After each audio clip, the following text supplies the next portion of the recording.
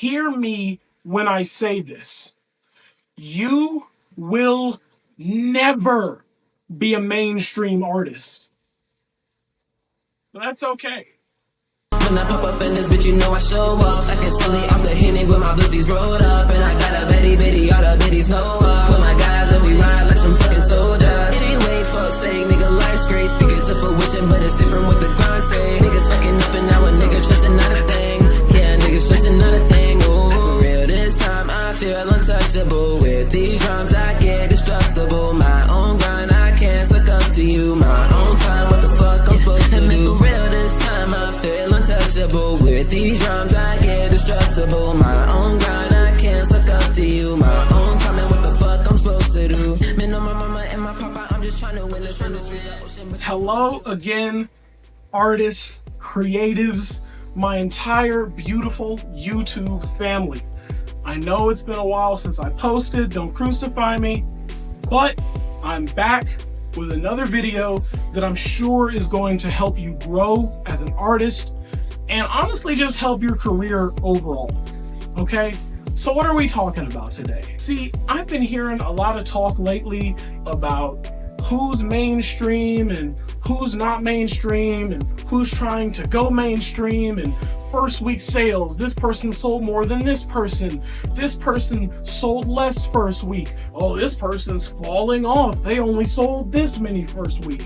And honestly, I think people just have a very skewed perspective of what genuinely constitutes success in the modern day.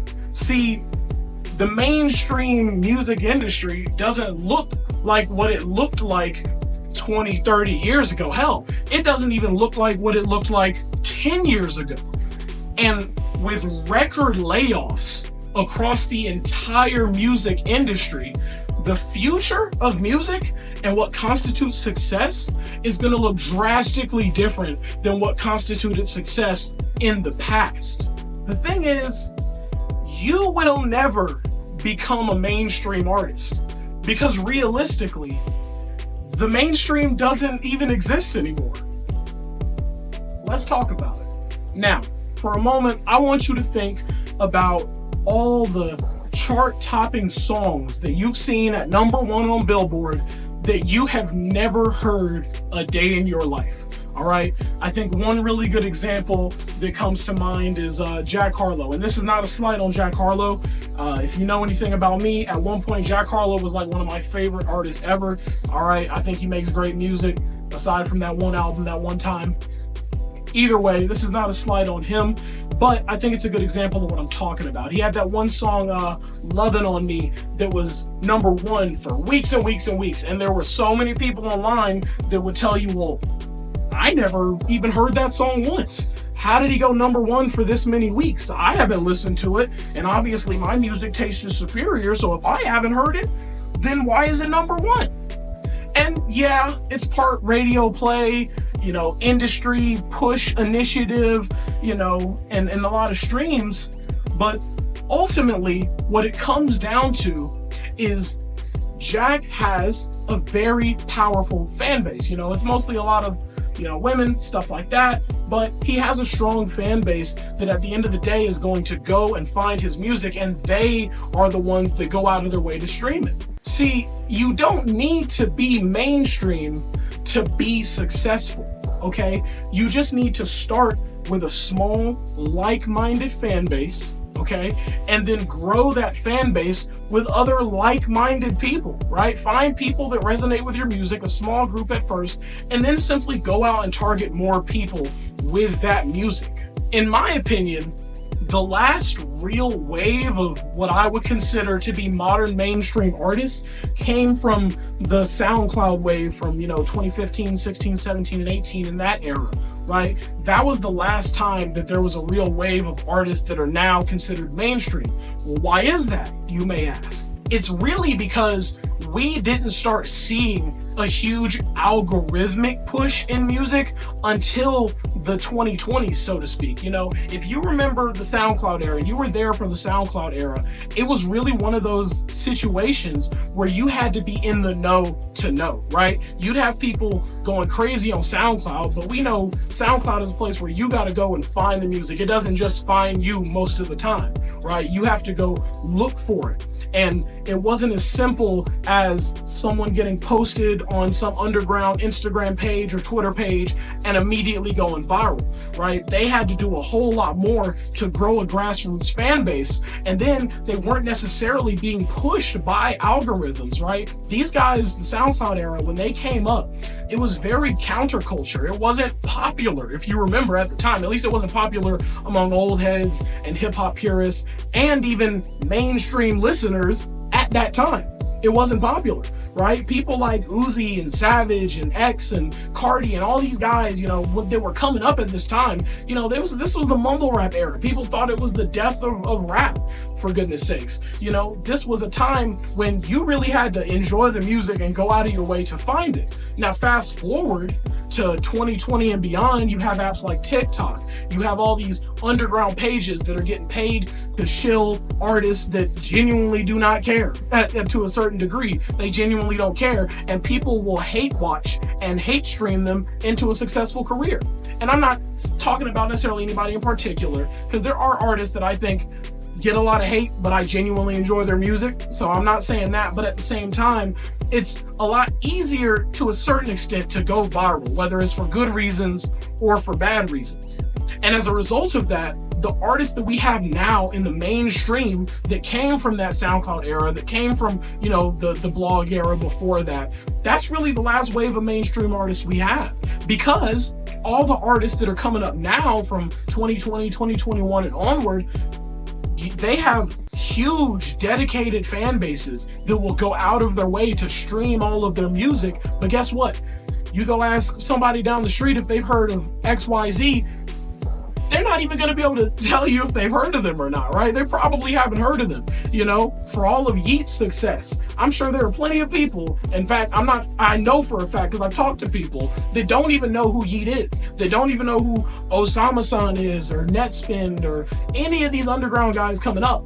But they're still making waves. They're still making moves in the underground because they have a dedicated fan base, right? They have a dedicated fan base that's going to go out of their way to stream their music. It doesn't matter if all these other people outside of that in the mainstream have heard their music, because all that matters is that their core fan base rise for them. That's how artists are still able to sell well, even though it's not like crazy numbers in the past because of inflation. We know how that stuff goes. I mean, come on. You know, artists can't necessarily sell 100, 200K as easily as they used to. Of course, there's the artists that are at the top of the game that can do that, but that's not realistic for a lot of artists these days, and that's okay. Now, just for a moment, I want to talk to you about something that I'm very passionate about, right? And that's music marketing, okay?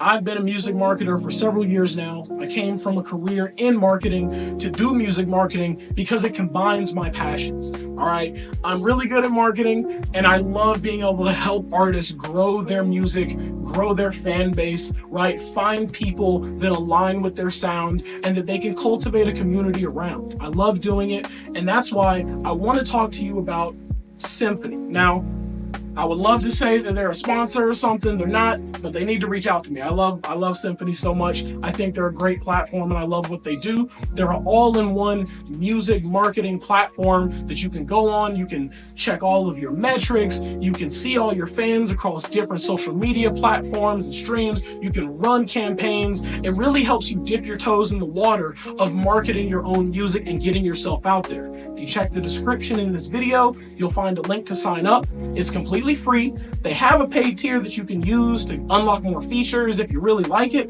but it's completely free to sign up and just start using the service, and I highly recommend it. Again, these guys are not a sponsor, but I love their product and I love what they do.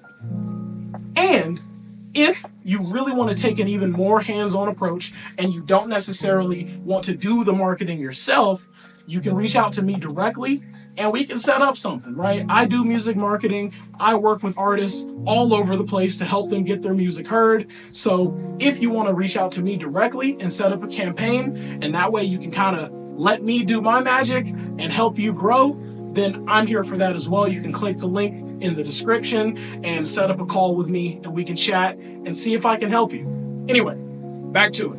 I think a really good example of someone that has cultivated a specific fan base around their sound is Ken Carson. Now, I want to say for a moment, I am not a new gen to Ken Carson. I've been on to Ken Carson at the very least since, I want to say, right before A Whole Lotta Red dropped, or maybe right after. Either way, I knew he was like, kind of Cardi's protege and the first Opium signee and all that, so I had my eye on him from a very long time ago. But at the same time, I will admit, I was not a fan of Bro's music. I gave it a try. I wanted to see, what Cardi saw in this guy, and I did not see it for quite a while. It took a while, but there were definitely some songs that started to grow on me after a while that I ended up really enjoying. But when he dropped A Great Chaos, oh my goodness, that was when I became a full-on Ken Carson diehard fan. Love Bro's music. I loved everything he put out since then. But I want to say I'm not a new gen. Anyway, Ken Carson is a great example of an artist that has developed his fan base from the ground up. If you've seen a Ken Carson fan, they are ride or die for this dude. I'm telling you. And it doesn't matter if all these other people haven't heard of Ken Carson. I mean, there's plenty of people in the mainstream that listen to, Drake and Future and Kendrick and just all the mainstream people, but they've never even heard of a Ken Carson. They don't know what a Ken Carson is. But guess what? He's still streaming well. He's still selling well for an artist of his size. Do you consider him to be mainstream? I don't think he is. I think he's almost anti-mainstream, if anything, with the kind of music he makes. And there's a lot of different artists that fall under that umbrella, right? It's all about finding your like-minded fans and individuals, building that community, feeding that community, nurturing that community, and then growing together with them. You don't need mainstream success when you have that close-knit of a community behind you. See, people like Drake, people like Taylor Swift, they are not the biggest artists in the world because they make the best music in the world. Lord knows that, all right?